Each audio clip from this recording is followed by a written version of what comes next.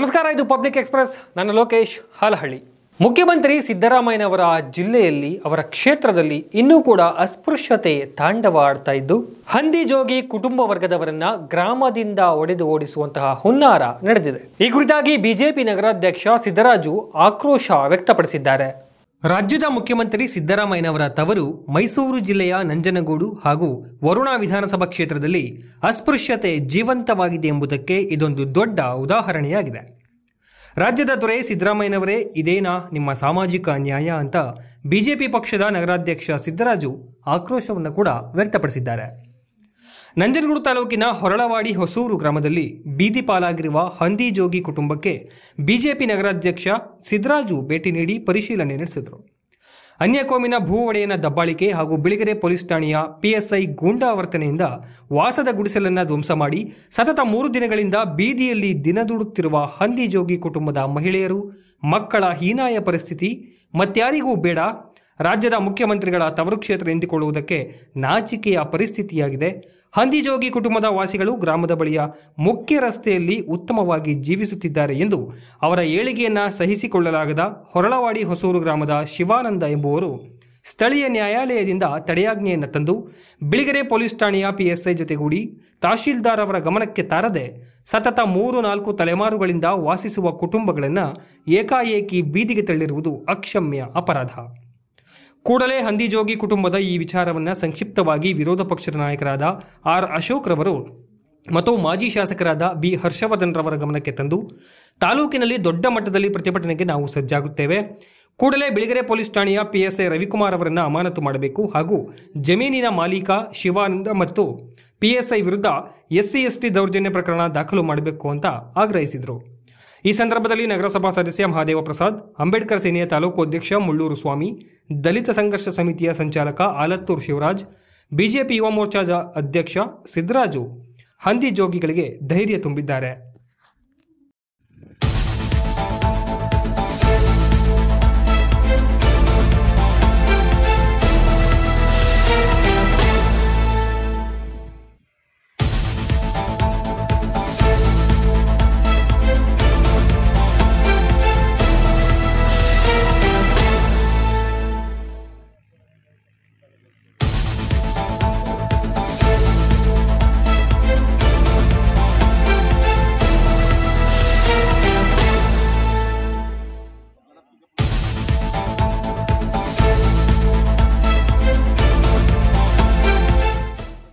ಎಲ್ರಿಗೂ ನಮಸ್ಕಾರ. ಏನು ಈ ಒಂದು ಅಹಿತಕರ ಘಟನೆ ನಡೆದಿದೆ, ಇದರ ವಿಚಾರವಾಗಿ ನಮ್ಮ ನಿಕಟಪೂರ್ವ ಶಾಸಕರಾದ ಹರ್ಷವರ್ಧನ್ ಸಾಹೇಬರಿಗೆ ವಿಚಾರ ತಿಳಿಸಿದಾಗ ಅವರು ಹೋಗಿ ಮುಂದೆ ಏನಾಗಿದೆ, ಅಲ್ಲಿ ವಾಸ್ತವ ಸ್ಥಿತಿ ಏನಾಗಿದೆ ಅಂತ ನೋಡ್ಕೊಂಡು ಬನ್ನಿ, ತದನಂತರ ನಾವು ಅವ್ರಿಗೇನು ಸಹಾಯ ಮಾಡಬೇಕು, ಹೋರಾಟ ಮಾಡಬೇಕು, ಅವ್ರಿಗೇನು ನ್ಯಾಯ ಕೊಡಬೇಕು ಅದನ್ನೆಲ್ಲ ಮಾಡೋಣ ಅಂತ ಹೇಳಿ ನಮ್ಮ ಶಾಸಕರ ಸೂಚನೆ ಮೇರೆಗೆ ನಾವಿಲ್ಲಿ ಬಂದ್ವಿ. ಇಲ್ಲಿ ವಾಸ್ತವ ಸ್ಥಿತಿ ನೋಡ್ತಾ ಇದ್ದರೆ ಮಾನ್ಯ ಮುಖ್ಯಮಂತ್ರಿಗಳ ತವರು ಕ್ಷೇತ್ರದಲ್ಲೇ ಈ ಒಂದು ಅಸ್ಪೃಶ್ಯತೆ ಕಾಡ್ತಾ ಇದೆ ಅನ್ನೋದಕ್ಕೆ ಇದೊಂದು ಜೀವಂತ ಘಟನೆ. ಯಾಕಂದರೆ ನಮ್ಮ ಹಂದಿ ಜೋಗರು ಆದಂಥವರು SC/ST ಸಮುದಾಯಕ್ಕೆ ಸೇರಿದಂಥವ್ರು ಈ ಮೇನ್ ರಸ್ತೆಯಲ್ಲಿ ಅವರು ವಾಸವಾಗಿರೋದೇ ತಪ್ಪಂಗಾರೆ ಅವ್ರಿಗೆ ಜೀವನ ಮಾಡೋಕ್ಕೆ ಅವಕಾಶನೇ ಇಲ್ವಾ ಹಿಂದುಳಿದ ವರ್ಗಕ್ಕೆ? ಹೇಳಿ ಮುಖ್ಯಮಂತ್ರಿ ಸಾಹೇಬ್ರೆ, ನೀವು ನಿಮ್ಮ ಕ್ಷೇತ್ರದಲ್ಲಿ ಈ ಥರ ಮಾಡ್ತಾ ಇದ್ದೀರಲ್ಲ, ಇಲ್ಲಿ ಆಡಳಿತ ವರ್ಗ ಏನು ಮಾಡ್ತಾ ಇದೆ? ಇಲ್ಲಿ ಸಂಬಂಧಪಟ್ಟಂಥ PSI ಬಂದು ಇವ್ರನ್ನ ಏಕಾಏಕಿ ಖಾಲಿ ಮಾಡಿಸಿದಾರೆ, ಪ್ರಕರಣ ಆಗಿದೆ ಅಂತ. ಅದು ಮೇಲ್ನೋಟಕ್ಕೆ ಅವರು ತಡೆಯಾಜ್ಞೆ ಕೊಟ್ಟಿರೋದು ಕೋರ್ಟು, ತೆರವುಗೊಳಿಸಿ ಅಂತ ಹೇಳಿಲ್ಲ. ಆದರೂ ಕೂಡ ಏಕಾಏಕಿ ಬಂದು ಕಾನೂನನ್ನ ರಕ್ಷಣೆ ಮಾಡಬೇಕಾದಂಥವ್ರೆ ಕಾನೂನನ್ನ ಬಾಹಿರ ಮಾಡಿ ಒಬ್ಬ 2 ಕುಟುಂಬನ ಬೀದಿಗೆ ತಂದಿದ್ದಾರೆ ಅಂದರೆ ನಮ್ಮ ಆಡಳಿತ ಮಂಡಳಿ ಏನು ಮಾಡ್ತಾ ಇದೆ? ಆದ್ದರಿಂದ ದಯವಿಟ್ಟು ಅವ್ರನ್ನ ಸಬ್ ಇನ್ಸ್ಪೆಕ್ಟರ್ PSI ಅವ್ರನ್ನ ಕೂಡಲೇ ಅಮಾನತುಗೊಳಿಸಿ ನಮ್ಮ ಈ ಒಂದು ನಮ್ಮ ಜನದ 2 ಏನು ಕುಟುಂಬ ಇದೆ ಅವ್ರಿಗೆ ಮಾಡಿಕೊಡ್ಬೇಕು ಅಂತ ಅವಕಾಶ ಮಾಡಿಕೊಟ್ಟು ಅವರು ಇಲ್ಲಿ ವಾಸವಾಗಿ ಇರಬೇಕು ಅದನ್ನ ಮಾಡಬೇಕು ಅಂತ ನಾನು ಆಗ್ರಹಿಸ್ತೀನಿ. ಒಂದು ವೇಳೆ ಇದಕ್ಕೆ ತಾಲೂಕು ಆಡಳಿತ ಏನು ಕ್ರಮ ತಗೊಳ್ಳದೇ ಇದ್ರೆ ನಾವು ಮುಂದಿನ ದಿನಗಳಲ್ಲಿ ಉಗ್ರ ಹೋರಾಟ ಮಾಡಿ ಆ ಕುಟುಂಬಕ್ಕೆ ಏನು ನ್ಯಾಯ ಒದಗಿಸ್ಕೊಡ್ಬೇಕು ಅದನ್ನು ನಮ್ಮ ವೈಯಕ್ತಿಕವಾಗೂ ಕೂಡ ನಮ್ಮ ಶಾಸಕರ ವೈಯಕ್ತಿಕವಾಗಿ ಕೂಡ ಏನು ನಾವು ಮಾಡಬೇಕು ಅದನ್ನು ಖಂಡಿತ ನೆರವೇರಿಸ್ಕೊಡ್ತೀವಿ ಅಂತ ಈ ಮುಖಾಂತರ ನಾನು ತಮ್ಮಲ್ಲಿ ಕೇಳ್ಕೊಡ್ತೀನಿ.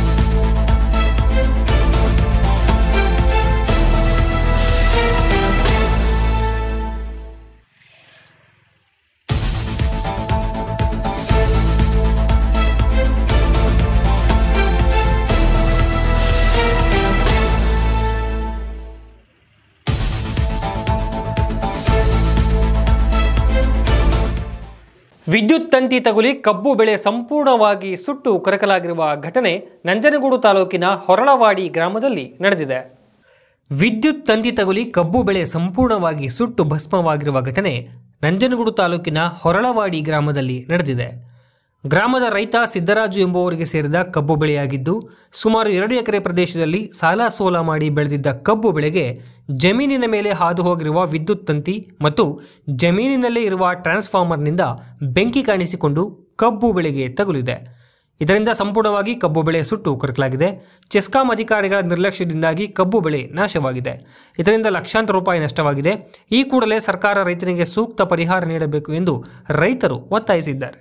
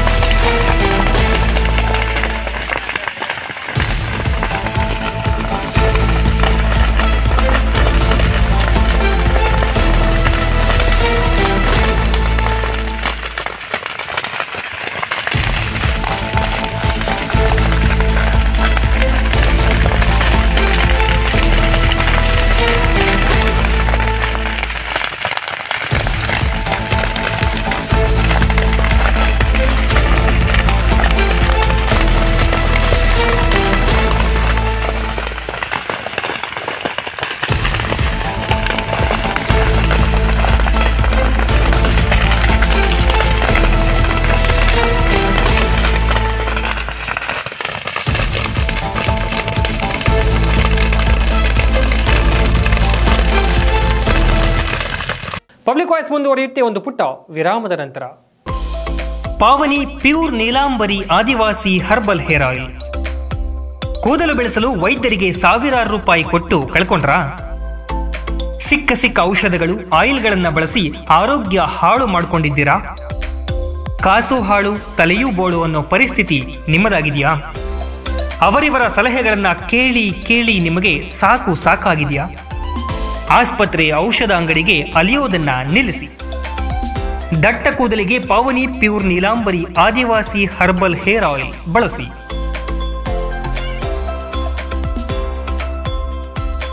ಪಾವನಿ pure Neelambari Adivasi herbal hair oil, HP petrol bunk ಹತ್ತಿರ, ಬನ್ನಿಕುಪ್ಪೆ, ಹುಣಸೂರು ತಾಲೂಕು, ಮೈಸೂರು. ಹೆಚ್ಚಿನ ಮಾಹಿತಿಗಾಗಿ ಈ ಕೆಳಗಿನ ಸಂಖ್ಯೆಗಳಿಗೆ ಸಂಪರ್ಕಿಸಿ. ವಿರಾಮದ ಬಳಿಕ ಮತ್ತೆ ಪಬ್ಲಿಕ್ ವಾಯ್ಸ್ಗೆ ಸ್ವಾಗತ.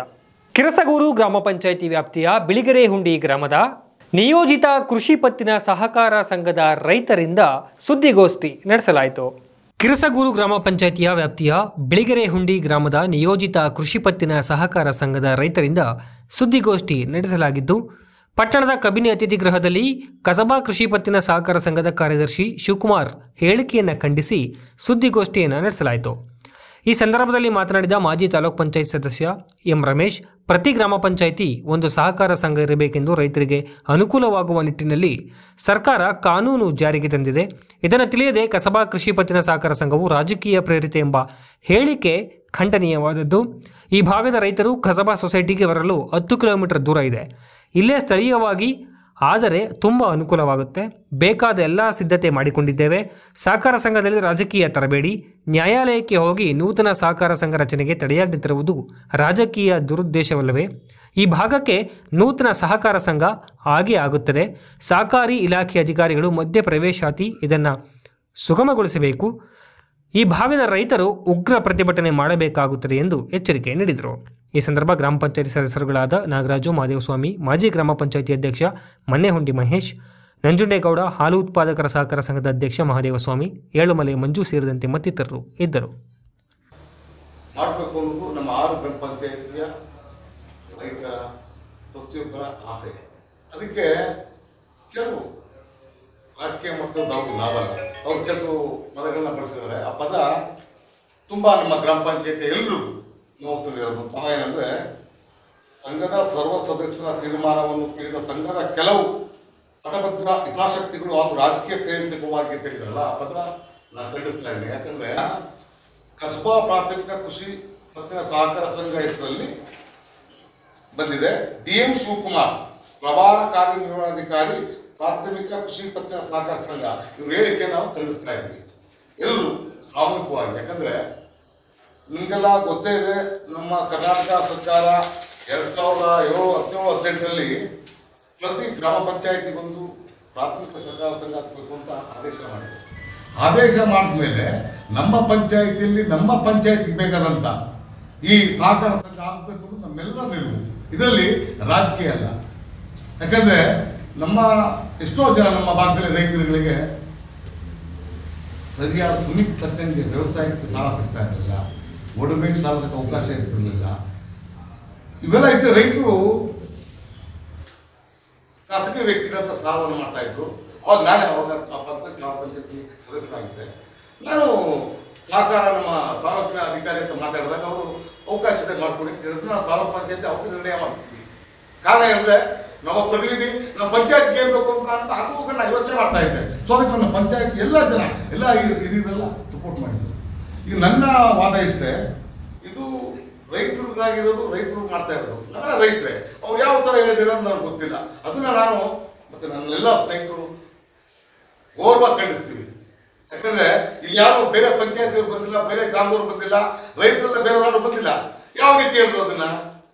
ಸೊ ನಾನು ಹೇಳೋದಂದ್ರೆ, ನಮ್ಮ ಸಹಕಾರ ಇಲಾಖೆ ಬಂಧುಗಳಿಗೆ, ನಾವು ಕೃಷ್ಣರಾಜ ಸೊಸೈಟಿಯಲ್ಲಿ ಅವಾಗಿನಿಂದ ಅಂದ್ರೆ ತುಂಬಾ ಒಂದು 40-50 ವರ್ಷ ನಾತಿದ್ದಂಗೆ ನಮ್ಮ ಭಾಗದ ಶೇರ್ಗಳ ಸೊಸೈಟಿಯಲ್ಲಿರೋದು, ನಮ್ಮ ಭಾಗದ ಶೇರ್ಗಳಲ್ಲಿರೋದು. ಆದ್ರೆ ಇವತ್ತು ನಮ್ಮ ಭಾಗದ ಅತಿ ಹೆಚ್ಚು ಶೇರ್ ಹೊಂದಂತ ಗ್ರಾಮ ಪಂಚಾಯತಿಯ ಗ್ರಾಮಗಳ ಮುಖಂಡರುಗಳಿಗೆ, ರೈತರುಗಳಿಗೆ ಅವ್ರು ಹೇಳೋದು ಅವಮಾನವಾದಂತ ಇದೆ. ಸರ್ಕಾರ ಆದೇಶ ಇದೆ. ನಾನು ಹೇಳೋದು ಪತ್ರಿಕಾಗೋಷ್ಠಿಯವರೇ, ನಾವೆಲ್ಲ ಕಾನೂನುಬದ್ಧವಾಗೇ ಮಾಡಿದ್ದೀವಿ. ಅದಕ್ಕೆ ಸರ್ಕಾರದ ಆದೇಶ ಇದೆ ಅಂತ ನಮ್ಗೆಲ್ಲ ನಿಮ್ಗೆ ಅಗತ್ಯವಾದ ದಾಖಲೆಗಳನ್ನ ಕೊಡ್ತೀವಿ. ನಮ್ಗೆ ಬೇಕಾಗಿದೆ ಅಂತಂದ್ರೆ, ಇವಾಗ ನಮಗೆ ಒಂದು ನಾವು ತಿಳಿದಾಗ ನಮ್ಮ ಪಂಚಾಯತಿ ಎಲ್ಲ ಇದೆ ಅಂದ್ರೆ ಆ ಭಾಗದ ಜನಗಳಿಗೆ ಏನು ಅನುಕೂಲ ಆಗಬೇಕು ಎಲ್ಲ ಆಯ್ತು. ಇಲ್ಲಿ ಮೈನ್ ಆಗಿ ರೈತರು ನಮ್ಮಲ್ಲಿ ಹೆಚ್ಚಿರೋದ್ರಿಂದ ರೈತರಿಗೊಂದು ಪ್ರಾಥಮಿಕ ಸಹಕಾರ ಸಂಘ ಆಗಬೇಕಿಲ್ಲ. ಕಾರಣ ರೈತರ ಆರ್ಥಿಕ ಸ್ಥಿತಿ ಸುಧಾರಿಸೋದಕ್ಕೆ. ತಪ್ಪಾಯಿತು. ನಮ್ಮ ಪಂಚಾಯತಿಯಲ್ಲಿ ನಮ್ಮ ಭಾಗದ ಸೇರುವಂತ ರೈತರಿಗೆ ಪ್ರತ್ಯೇಕವಾಗಿ ನಮ್ಮ ಪಂಚಾಯತ್ ಕೇಳೋದು ತಪ್ಪ. ಇದನ್ನ ಯಾರು ಹೇಳೋರು ಗೊತ್ತಾದ್ರೆ, ಈಗ ಪ್ರೆಸೆಂಟ್ ಅಲ್ಲಿ ನಮ್ಮ ಭಾಗದವರೇ ಅಧ್ಯಕ್ಷ ಆಗಿದ್ದಾರಂತೆ. ಆ ಅಧ್ಯಕ್ಷ ಇದು ಮಾಡಬಹುದಾಗಿತ್ತು. ಯಾಕಂದ್ರೆ ಅವ್ರು ನಮ್ಮ ಭಾಗದವರಿಗೆ ನಮ್ಮ ಭಾಗದಲ್ಲಿ ಸಹಕಾರ ಸಂಘ ಆಗ್ಬಾರ್ದು ಅಂತ ಕೆಟ್ಟ ಆಲೋಚನೆ ಯಾಕೆ ಬಂದು ನನ್ಗೆ ಗೊತ್ತಿಲ್ಲ. ಕೆಟ್ಟ ಆಲೋಚನೆ ಏನು ಬಂದು ಗೊತ್ತಿಲ್ಲ. ಯಾಕಂದ್ರೆ ನಮ್ಮ ಭಾಗದ ರೈತರಿಗೆ ಅಲ್ಲಿ ಮಾಡೋ ತಪ್ಪ ಹೇಳಿ. ಆಮೇಲೆ ಇನ್ನೊಂದು ಹೋಗ್ತೀನಿ ನಾನು, ಹೋದ್ರೆ ಎಷ್ಟು ಸರಿ ಇವರು ಸಹಕಾರ ಸಂಘ ಅಭಿವೃದ್ಧಿ ಮಾಡೋರ, ರೈತರ ಪರ ಇರೋರು ಇವರು. ದಯವಿಟ್ಟು ರಾಜಕಾರಣ ಮಾಡ್ತಿರೋರು ಅವರು, ನಾವಲ್ಲ. ನಾವು ರೈತರ ಪರ ಇರೋರು, ರೈತರು ನಾವು. ದಯಮಾಡಿ ನಾನು ಈ ಪತ್ರಿಕಾಗೋಷ್ಠಿ ಮುಖೇನ ಸಹಕಾರ ಸಂಘದ ಇಲಾಖೆಯ ಅಧಿಕಾರಿಗಳಿಗೆ ತುರ್ತಾಗಿ ಆಗಿನ ನ್ಯೂನ್ಯತೆಯನ್ನು ಸರಿಪಡಿಸಬೇಕು. ಇಲ್ಲ ಅಂದ್ರೆ ಹೋರಾಟ ಗ್ಯಾರಂಟಿ. ಯಾಕಂದ್ರೆ ಒಂದು ಪ್ರಾಥಮಿಕ ಸಂಘ ಆಗ್ಬೇಕಾದ್ರೆ ಗಲಾಟೆ ಬೇಡ, ಒಳ್ಳೆ ರೀತಿ ಆಗಲಿ. ಇದು ರೈತರ ಪರ ಇರೋದ್ರಿಂದ ಅಂತ ನಾವು ಶಾಂತಿಯುತವಾಗಿ ಮಾಡಿದ್ವಿ. ಆದ್ರೆ ಅವರು ಈ ಭಾಗದ ರೈತರ ಕೆರಳಿಸ್ತಾ ಇದ್ದಾರೆ ಅಷ್ಟೇ. ದಯವಿಟ್ಟು ಯಾವುದೇ ಕೆಟ್ಟ ಉದ್ದೇಶ ಅವರಿಟ್ಕೊಂಡು ಇದಾಗಿದೆ ಇವತ್ತಿನ ಪಬ್ಲಿಕ್ ಎಕ್ಸ್ಪ್ರೆಸ್. ಮತ್ತಷ್ಟು ಅಪ್ಡೇಟ್ಸ್ಗಳಿಗಾಗಿ ನೋಡ್ತಾ ಇರಿ ಪಬ್ಲಿಕ್ ವಾಯ್ಸ್. ಇದು ನಿಮ್ಮ ಧ್ವನಿ.